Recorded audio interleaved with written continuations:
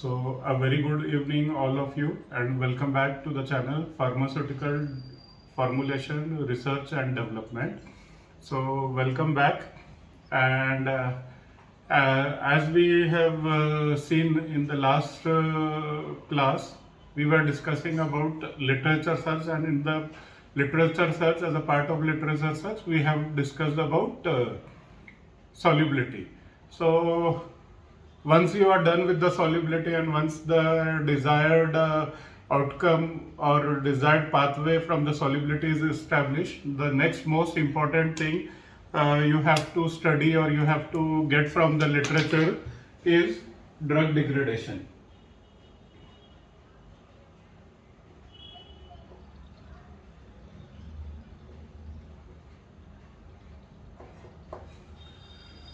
So whatever the pathway or so whatever the drug you have selected or the whatever the formulation you have selected for that drug, you will have to first identify whether that drug degrades, and of course all drug will degrade to some extent. So you will have to identify the pathway of drug degradation. This is something very important because any formulation which you make or which we make, what is expected, minimum it is expected that it should have a shelf life of 24 months.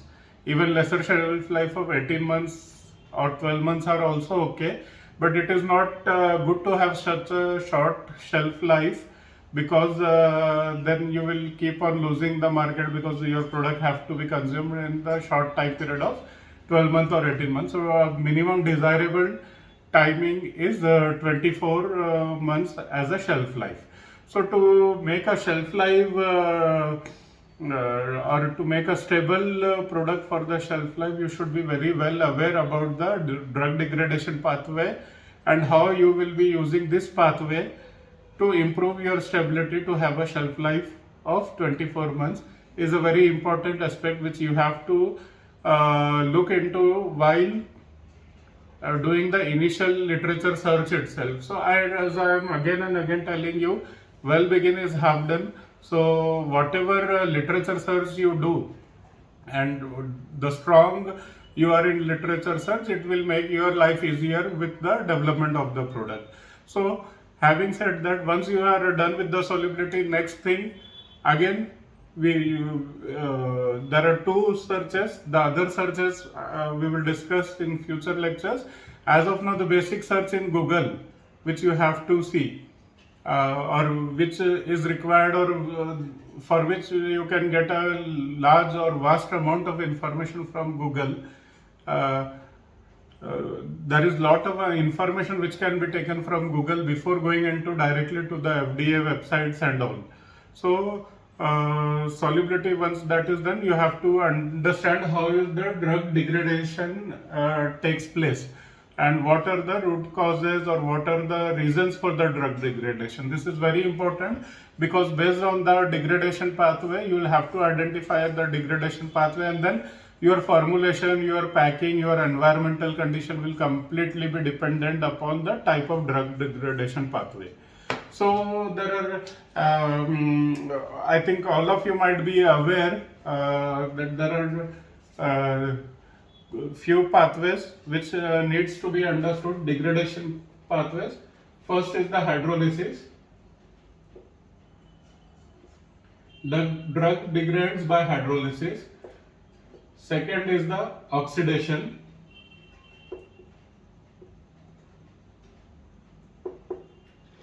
Third is the light degradation.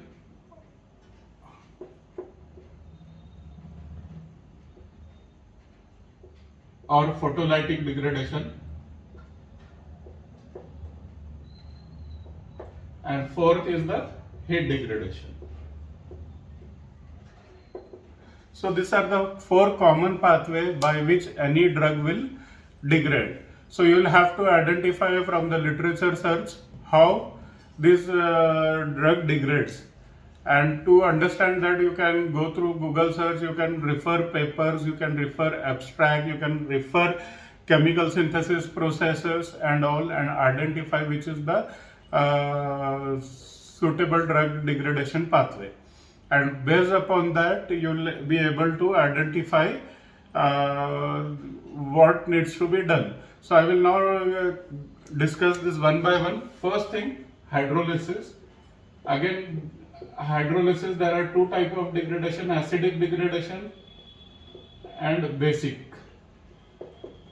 So in the last lecture I have been saying about pH dependent degradation, and also hydrolysis, again it is a there can be a acidic hydrolysis, there can be a basic hydrolysis, or in general hydrolytic reaction.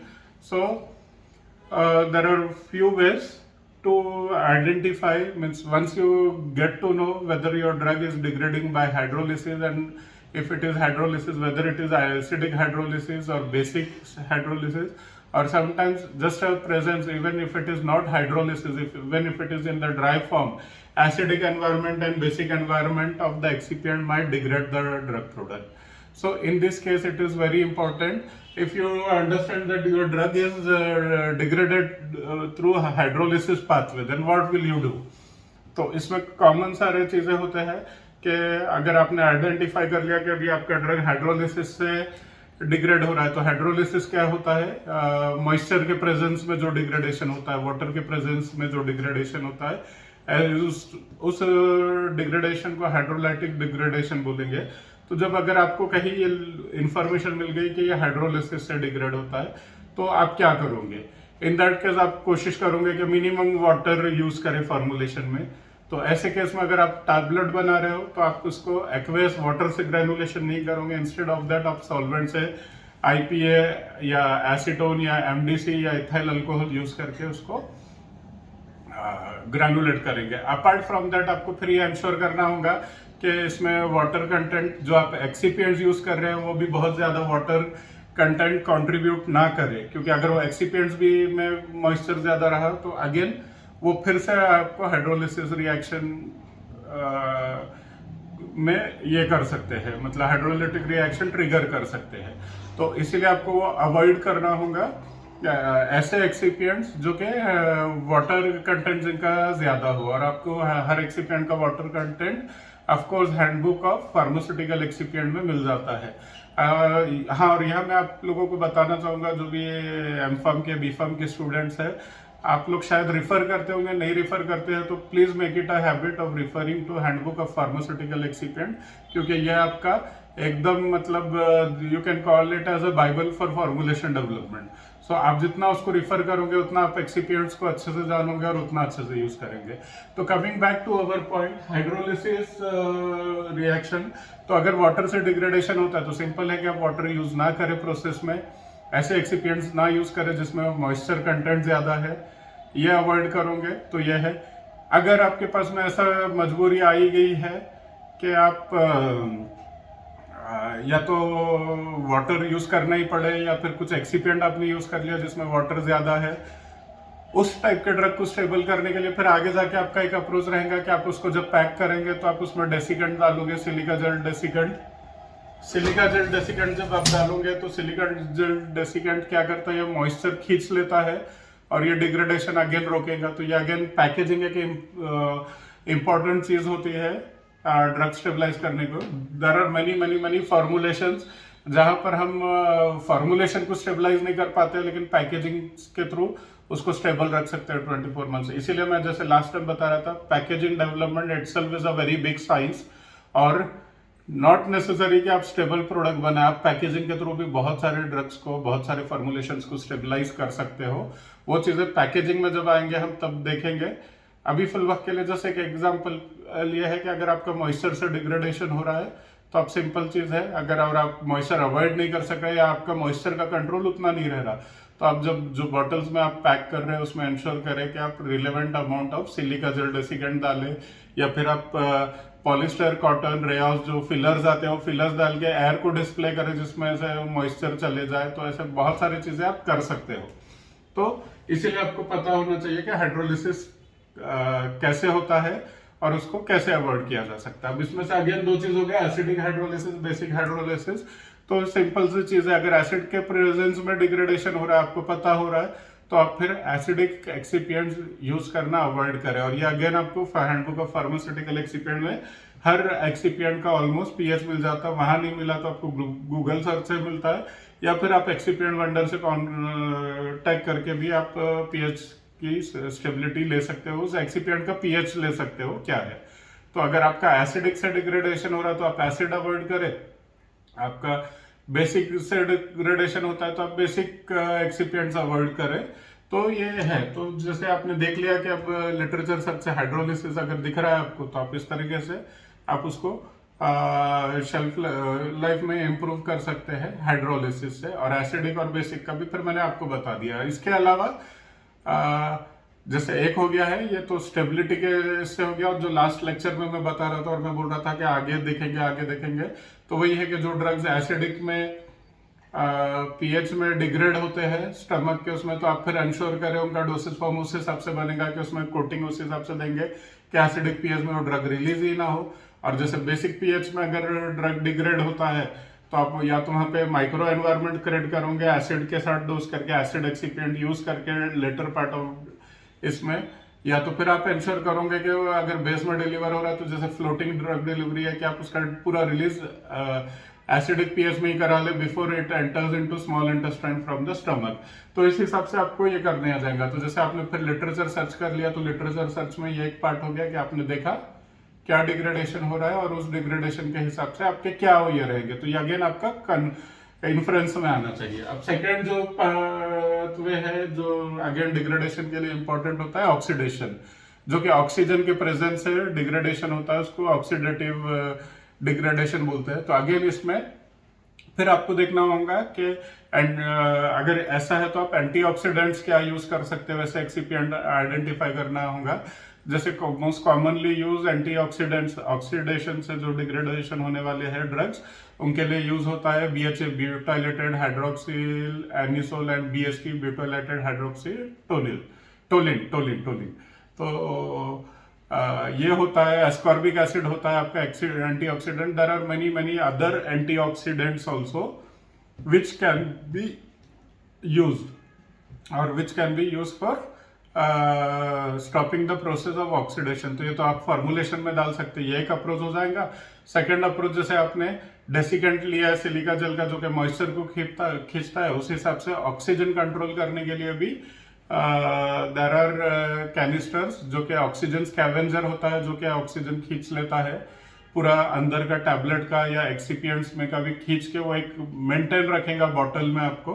अच्छा, मैं जब आपको bottle बोल रहा हूँ इसलिए बोल रहा हूँ कि यूएस में 99% जो भी फॉर्मुलेशन बनते हैं आपके बॉटल में बनते हैं, वहां पर ऐसे स्ट्रिप्स वो नहीं होते हैं। Strips domestic local market Europe market में होता है, बट यूएस में मेजरली जो चलेगा वो है बॉटल पैकेजिंग। तो ये बॉटल पैकेजिंग जब हम करेंगे तो वहां पर फिर अगेन आपको फिर ऑक्सीडेशन के लिए एक तो आपने एंटीऑक्सीडेंट्स यूज कर लिया।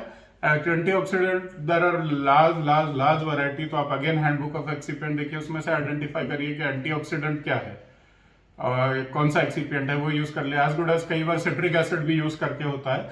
अब ये जो एंटीऑक्सीडेंट है यहाँ तो ठीक है, लेकिन जब आप IR सॉलिड प्रोडक्ट में, लेकिन जब आप लिक्विड प्रोडक्ट करोगे तो वहां तो बहुत ज्यादा इंपॉर्टेंट हो जाएगा एंटीऑक्सीडेंट आप क्या यूज कर रहे हो, क्योंकि वहां पैकेजिंग से आप उतना ये नहीं कर पाओगे। तो जो अभी है फिलवक्त के लिए जब आप टैबलेट में कर रहे हो तो आपके पास में ऑक्सीजन स्कैवेंजर होता है, आपके पास में फार्माकिप बोलकर कैनिस्टर्स आ रहे हैं, फार्माकिप CD, जो कि अगेन ऑक्सीजन को एब्जॉर्ब करके प्रोडक्ट को स्टेबलाइज कर सकते हैं। तो there are again 2 ways oxidation रोकने के लिए, इधर आप रोके उसको सुटेबल एक्सिपिएंट यूज करके जो कि एंटीऑक्सीडेंट्स हो, या पैकेजिंग से रोके।